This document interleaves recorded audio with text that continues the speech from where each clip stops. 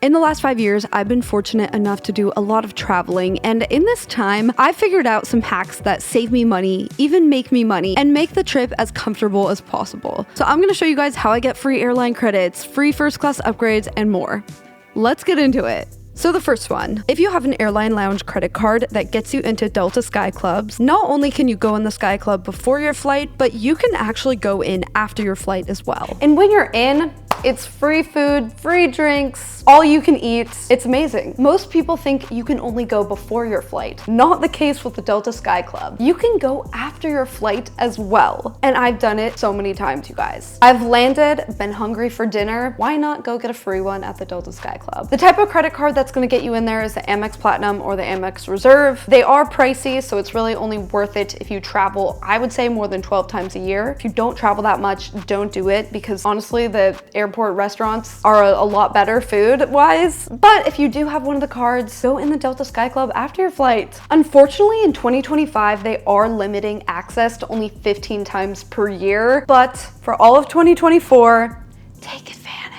I know I will be. My second tip, if you're trying to fit a lot of clothes just in a carry-on bag, try using a vacuum seal storage bag. I got this set, vacuum sealer, 6 storage bags, $15 on Amazon, 100% worth it. This set was the only thing that made it so I could go to Europe for 2 weeks in the winter with just a carry-on bag. So I mainly only use this if I need to bring bulky clothes like snow pants, chunky sweaters, jackets. It compresses everything down so you can fit way more stuff on your trip. If you're going on a trip where you're gonna be moving hotels a lot, or you're gonna be taking trains, there's nothing worse than being in a train station with no elevator. You've gotta get your big checked bag up that staircase. Oh my God. I've been there, I've done that, and I will never do it again. If you're going on a ski trip, it's just the best. Which, speaking of ski trips, that leads us to the next tip, which is if you are booking group travel, Wander is the move. Okay, I've stayed in 3 of them now, and let me just go on a trip real quick and show you one.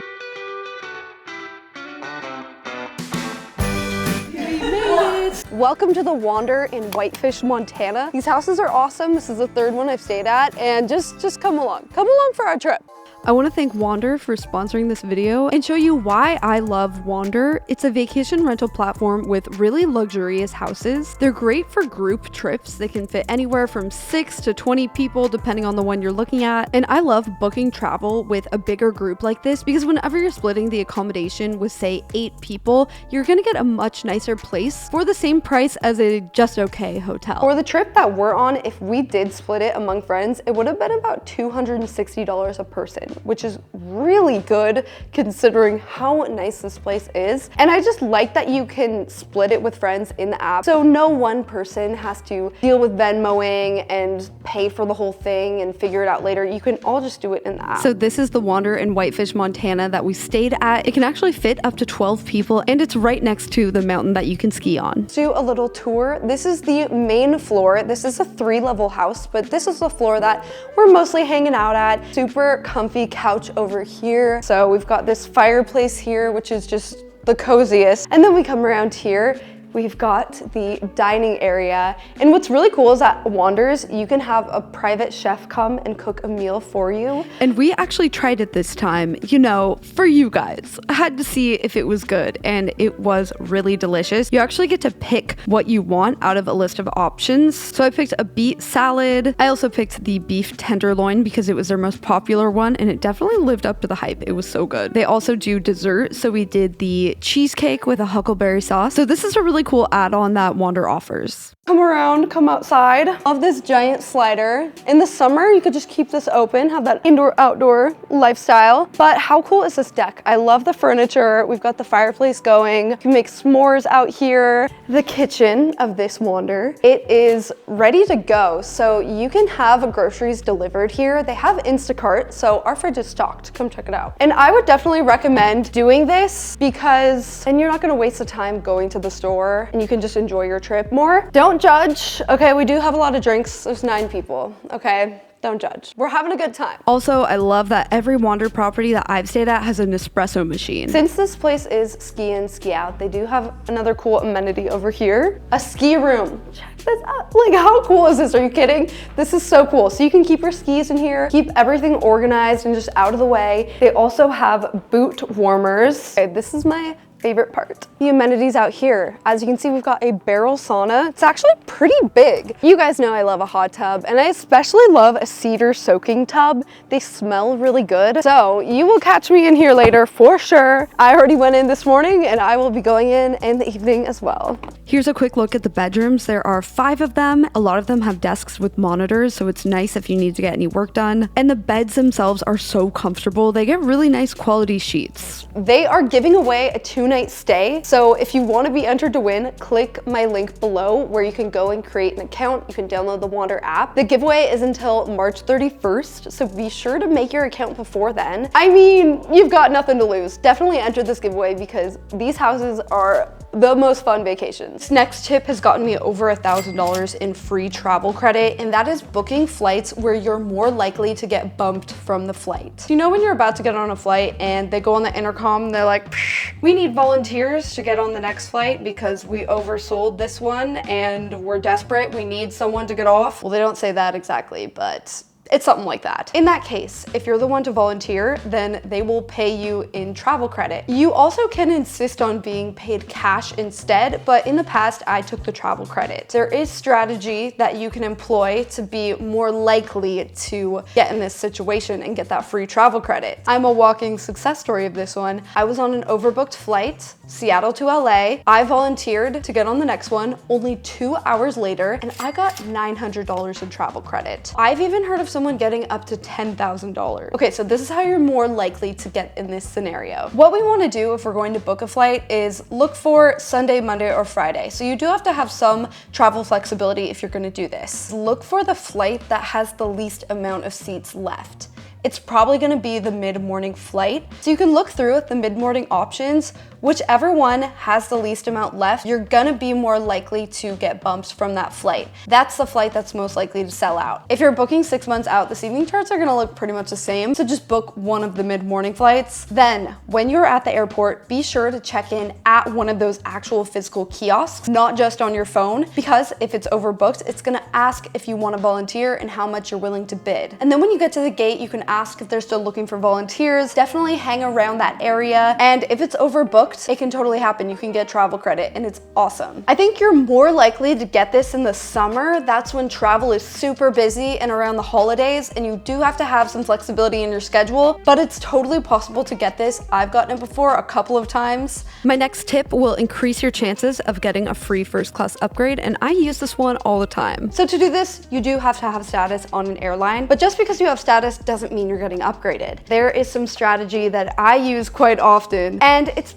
basically the opposite of the last one. Rather than booking really busy flights, you want to book the empty ones. So if you have a flexible travel schedule, your ideal days to travel if you want to get a free upgrade are Tuesday, Wednesday, Thursday, and Saturday. These are the days most people aren't traveling. And if you're traveling at odd times, extremely early in the morning, really late at night, even the middle of the workday is a good one, then you're more likely to get upgraded. But I actually go a step further with this. So what we're gonna do is go in to book a flight. We're gonna do Tuesday to Saturday because those are the least popular days.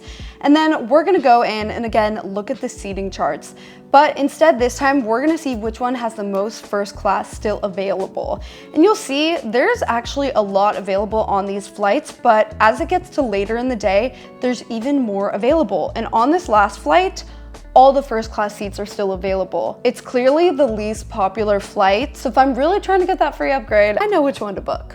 Next is more of a reminder, but you guys, you can bring your own food on an airplane. People always seem to forget this because you're not allowed to bring liquids, but you can bring your own food, and I sometimes do this. I recently did for an international flight where I was sitting in economy, and I had a feeling the food was gonna be so I just went and got a sandwich at the store and brought it on my flight with me. And it was really nice just knowing I had some food I knew I could count on. My next tip, if you are bringing a puffer jacket with you, bring it on the flight and bring a little pillowcase because you can turn this thing into a pillow. The bigger the puffer, the better this is gonna work. And what's cool is a pillowcase is very small. You can just keep this in your pocket. In the winter, I find myself traveling with a puffer jacket, honestly a lot, and I don't always want to wear it on the plane, but if you have a window seat, this can make it so cozy. Much comfier than just using a neck pillow. My next tip for you guys is to use Rakuten to get a little more cash back when you book travel. What's cool about this is you can use it in combination with whatever travel credit card you like, because you probably want to get points with whatever your airline credit card is, but you can get a little more cash back with Rakuten. Also, if you're not signed up for it, you can get $30 if you use my link. So looking on here, we've got booking.com, you'll get 4% cash back. IHG hotels, you can get up to 6% cash back. Expedia, you can get up to 10% cash back. Expedia really has its own deals as well. Like, Expedia is kind of awesome. I love Expedia. You can get $1.25 on flights, which is nothing, but you get a little more on hotels. Even if you're booking things to do or vacation rentals, you can get 3% back. I know that doesn't sound like a lot, but it does add up. And if you're already using Rakuten for other things, like, you end up getting like a decent chunk of change. It's very easy. It feels like no effort. Like, once you have an account, it just kind of automatically recognizes. It's just an easy way to get a little more cash back. And my last tip for you guys, if you don't have TSA PreCheck already, move that to the top of your to-do list immediately. It's a whole new world over there. Obviously, the line is much shorter, it goes faster, you don't have to take off your shoes and take out all your stuff. Everyone in the TSA PreCheck line gets it.